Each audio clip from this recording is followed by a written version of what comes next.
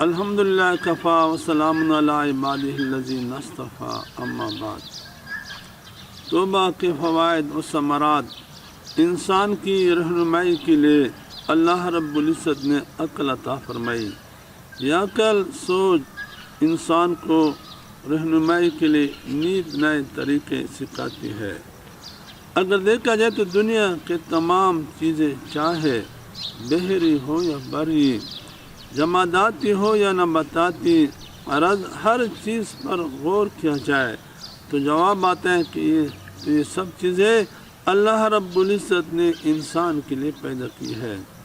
مختلف حالاتوں سے بدلتی ہوئی یہ چیزیں بالواسطہ یا بلا واسطہ انسان ہی کے لیے مسخر کی گئی ہے، اور یہ کارخانہ قدرت ازل سے چلا آ رہا ہے اور قیامت تک انسان کو نفع دیتا رہے گا۔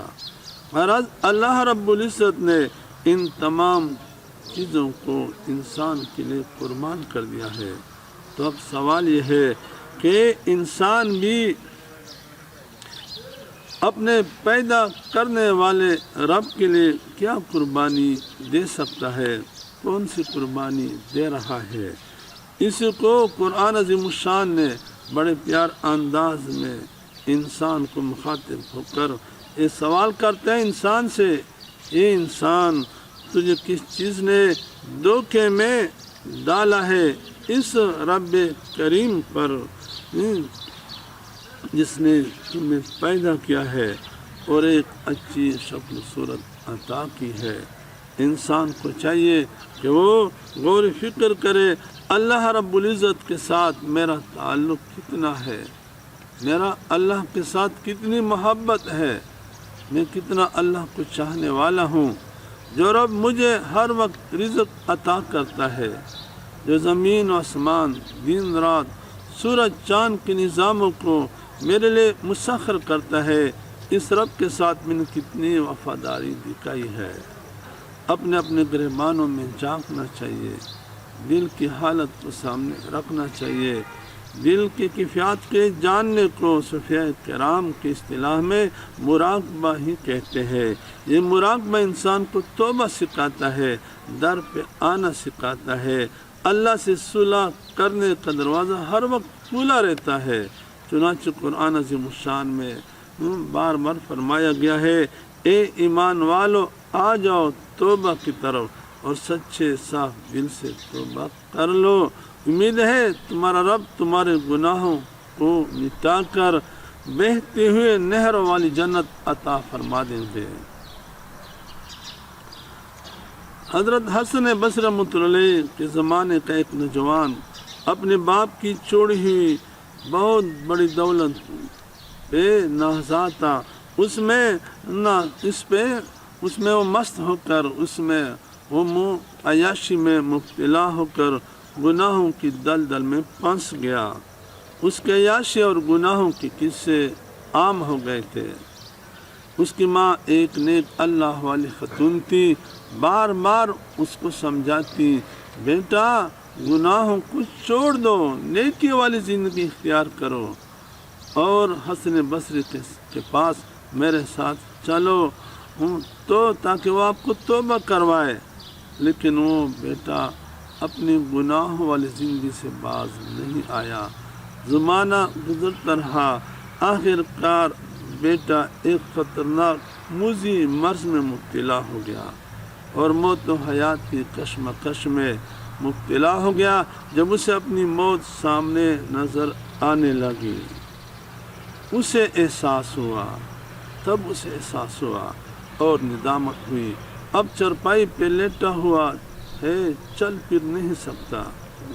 زندگی کے آخری لمحات میں پکارتا ہے، اے ماں تو ساری زندگی حسن بصری کا نام لیتے رہی، اب میں چرپائی پہ پڑا ہوں، میں جا نہیں سکتا، آپ جا کر عرض کر دے کہ وہ تھوڑا سا وقت نکال کر آ جائے اور مجھے توبہ کروائے۔ ماں کامتے ہوئی جسم کے ساتھ تیزی کے ساتھ حسن بصری رحمۃ اللہ کی برگاہ میں، ان کی درسگاہ میں پہنچ گئی اور یہ سوال کیا کہ میرا بیٹا توبہ کرنا چاہتا ہے۔ حسن بصری رحمۃ اللہ علیہ فرمانے لگے میں ابھی درس میں مشغول ہوں، میں نے بار بار آپ کو بیٹے کو سمجھایا، آپ کا بیٹا گناہوں کی زندگی سے باز نہیں آتا، اب میں مصروف ہوں، درس کو میں چھوڑ نہیں سکتا، میں جانے کے لیے تیار نہیں ہوں۔ ماں روتی ہوئی واپس آ گئی اور کہا اے بیٹے تو بہت بد نصیب اور بدبخت ہے، حسن بصری رحمۃ اللہ جیسا بزرگ اور والی بھی تیرے پاس آنے کو تیار نہیں ہے۔ یہ سن کر نوجوان کے دل پر ایک چوٹ لگی اور فرمایا اے ماں میں واقعی بدبخت ہوں، اے ماں میری بھی کچھ وصیت سن لے۔ پہلی وصیت یہ ہے کہ جب میری روح پرواز کر جائے تو اپنی دوپٹہ میرے گردن میں ڈال دینا اور محلے کی گلی کوچوں میں گھسیٹنا کہ میرے دوستوں کو میری ذلت کا پتہ چل کر وہ تو کم از کم تو طائب ہو جائے، میری لاش سے میری ذلت سے وہ عبرت حاصل کر کے وہ تو نیک بن جائے۔ دوسری وصیت یہ ہے میرے انتقال کے بعد میری اماں میری قبر مسلمانوں کے قبرستان میں نہ بنانا کہ میری وجہ سے دوسرے مسلمانوں کو عذاب نہ ہو، ان کو تکلیف نہ ہو۔ ان وصیتوں کے بعد نوجوان کی نظر آسمان کی طرف لگی ہوئی تھی اور رو رو کر معافی مانگی اور آنسو ان کے چہرے پہ بہہ رہی تھی اور اسی حالت میں اس کی روح پرواز کر گئی۔ حضرت حسن بصری رحمۃ اللہ اپنی جگہ در سے فارغ ہو کر وہ آرام و قیلولہ فرما رہے تھے۔ اس کی بوڑھی والدہ روتے ہوئے حالت میں حسن بصری رحمۃ اللہ کی درسگاہ پہ پہنچی، لیکن وہ تو آرام فرما رہے تھے۔ ادھر حسن بصری رحمۃ اللہ علیہ کو خواب میں اللہ کی طرف سے پکار آ رہی ہے، اے حسن اٹھو اور میرے ولی کا جنازہ پڑھو۔ حسن بصری رحمۃ اللہ حیران ہوئے اور فوراً جاگ اٹھے اور تیزی سے بوڑھی اماں کی گھر کی طرف چلنے لگے۔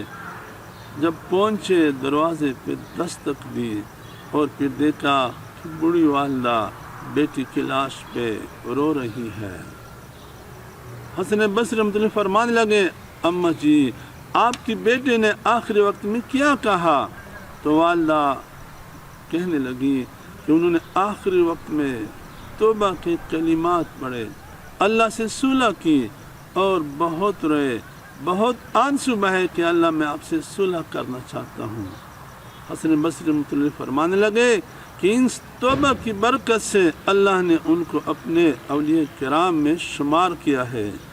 پھر حضرت حسن بصری رحمۃ اللہ آگے بڑھے اور خود اپنے ہاتھوں سے غسل دیا، کفن پہنایا اور اپنے ہاتھوں سے تدفین کی۔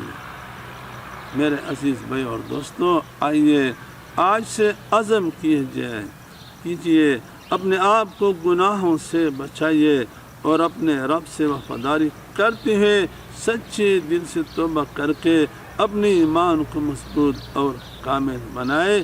اللہ رب العزت ہم سب کو کرونا وائرس میں مبتلا ہونے سے پہلے اللہ ہم سب کو توبہ کی توفیق عطا فرمائے اور ہم سب کو اللہ ہر قسم کے امراض سے اللہ ہم سب کو محفوظ فرمائے۔ اللہ رب العزت ہمارا حامی اور ناصر مددگار ہو، آمین ثم آمین۔